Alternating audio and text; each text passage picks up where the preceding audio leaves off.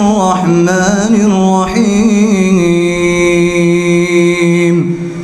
قل يا عبادي الذين أسرفوا على أنفسهم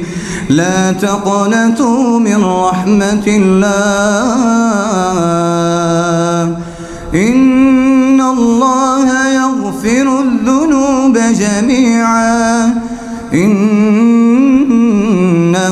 هو الغفور الرحيم وأنيبوا إلى ربكم وأسلموا له من قبل أن يأتيكم العذاب ثم لا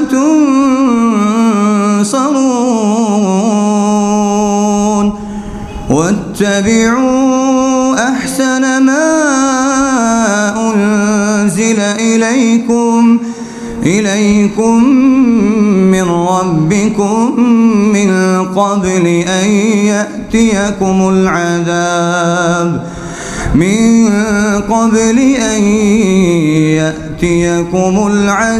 بغتة وأنتم لا تشعرون صدق الله العظيم.